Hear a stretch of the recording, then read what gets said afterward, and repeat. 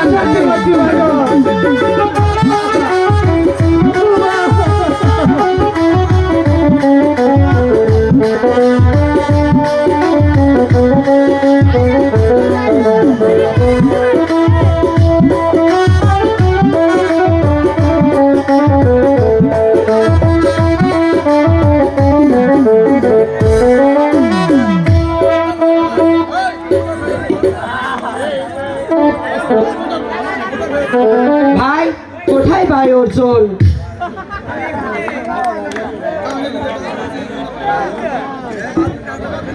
Hello,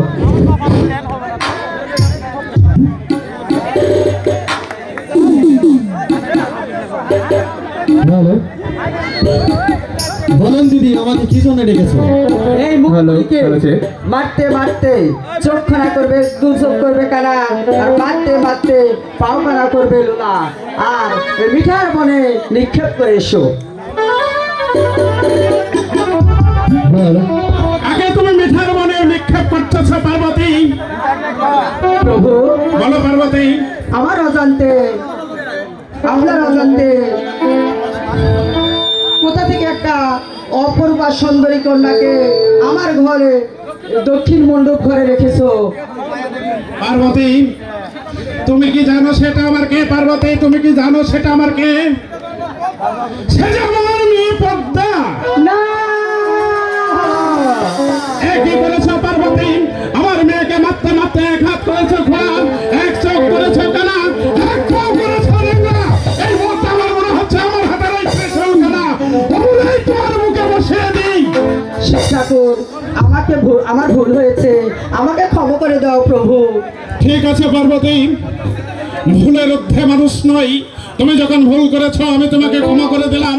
তুমি এখন গৃহে ফিরে যাও পার্বতী। ঠিক আছে প্রভু, আমি তাই যাচ্ছি। মা পদ্মা, হ্যাঁ বাবা। তুমি যেন আমায় কি বলতে চেয়েছিলে? বাবা হ্যাঁ বলো মা।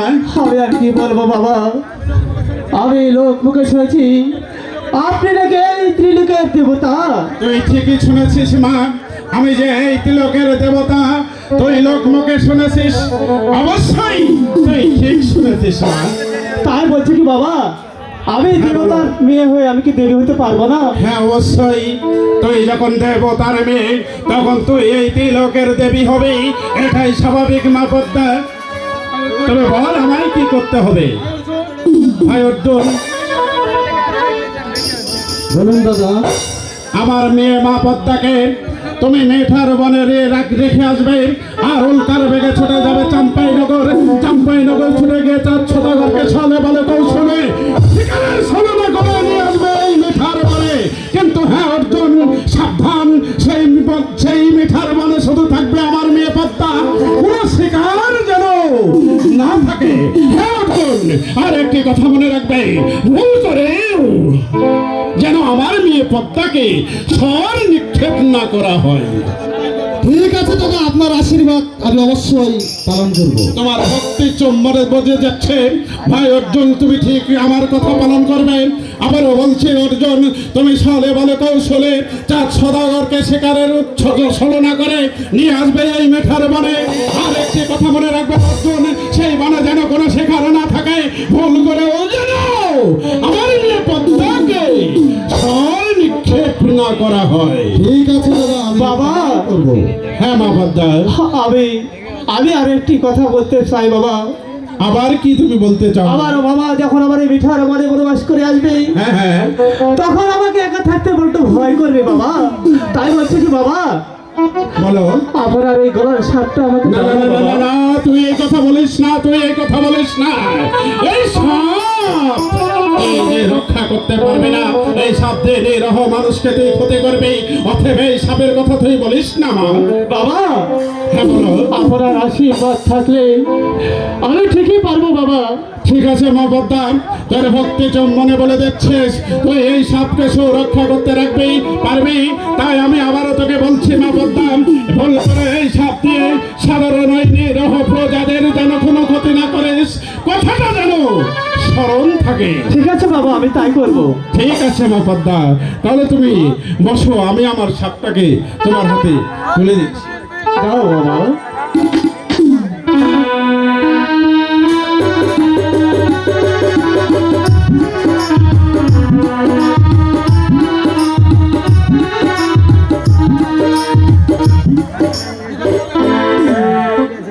পদ্মা, হ্যাঁ বাবা।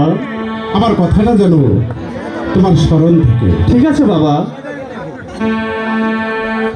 বিদায়ের কালে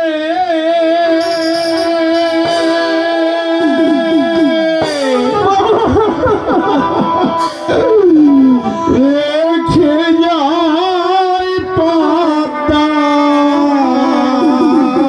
বাবা ব্যথা ভরা রাখি যাই পদ্মা, ব্যথা ভরা রাখি যাই পদ্মা, ব্যথা ভরা রাখি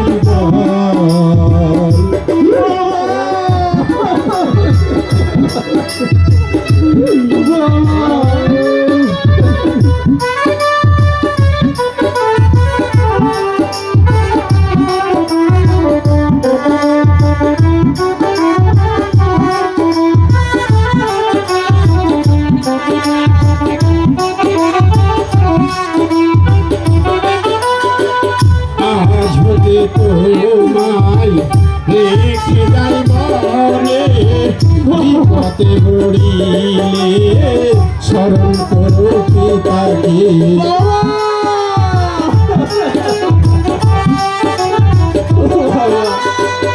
আজ হতে তোমায় রেখে যাই মনে, বিপদে পড়িলে করিলে স্মরণ করো পিতাকে জানি না কবে আবার হবে দেখা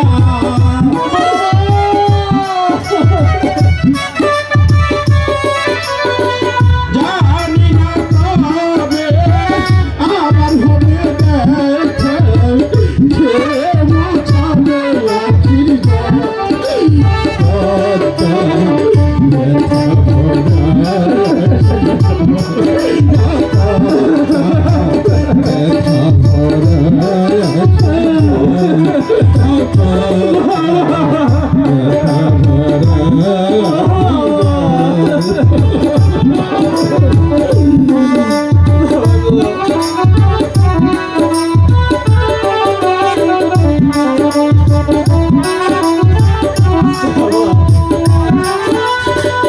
ঠাকুমা সুখে এই না বনের মাঝে বিপদে পড়িলে স্মরণ করো পিতাকে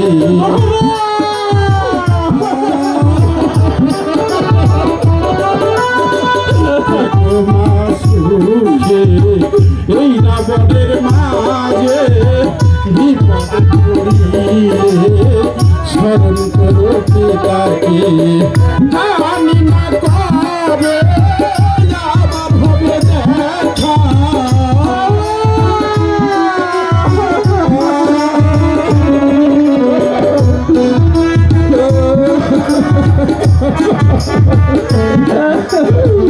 জানি না কবে আবার হবে দেখা কে মোছাবে আখির জল যে করতা ব্যথা ভরায় আখির জল করতা ব্যথা ভরায় আখির জল বিদায়েরই কালে